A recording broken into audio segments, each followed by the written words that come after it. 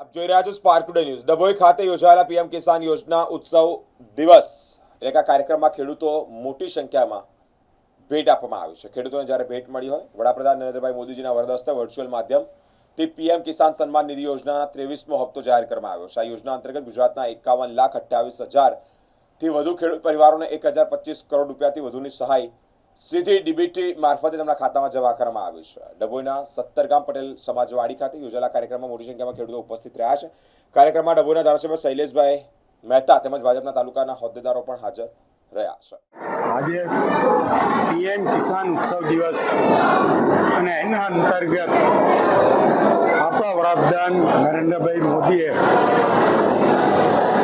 પશ્ચિમ બંગાળથી આજે ખેડૂતોના ખાતામાં જે 23મો હપ્તો આજે ત્યાંથી રિલીઝ કર્યો છે અને એના અનુસંધાનમાં જિલ્લા કક્ષાનો કાર્યક્રમ ડભોઈ મુકામે રાખવામાં આવ્યો અને આપ જોઈ શકો છો મોટી સંખ્યામાં ખેડૂત ભાઈ બહેનો આજે અહીંયા ઉપસ્થિત રહ્યા। લગભગ 58 લાખ ખેડૂતોને ગુજરાતમાં 1,025 કરોડ રૂપિયા એમના એકાઉન્ટમાં સીધા સરકાર દ્વારા મોકલવામાં આવે છે। ત્યારે કોઈ પણ વચેટિયા વગર 23 હપ્તા કેન્દ્ર સરકાર દ્વારા મોદી સાહેબ દ્વારા જ્યારે ખેડૂતોને આપવામાં આવ્યા છે, ખેડૂતોમાં એક આનંદનો ઉત્સાહનો દિવસ છે।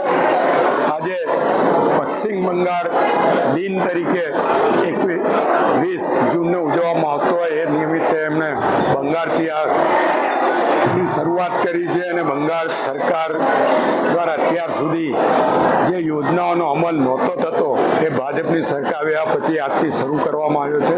એ બદલ એમણે ત્યાંના લોકોને અભિનંદન પણ આપ્યા છે। ત્યારે હું અહીંયાથી વડાપ્રધાન મોદી અને આપણા મુખ્યમંત્રી ભૂપેન્દ્રભાઈ પટેલનો પણ આભાર માનું છું અને ખેડૂતોના પ્રતિનિધિ તરીકે ખેડૂતોને આ સહાય કરવા બદલ દિલથી સરકારને અભિનંદન, આભાર અને આનો સદુપયોગ ખેડૂતો કરે એ જ અભ્યર્થના।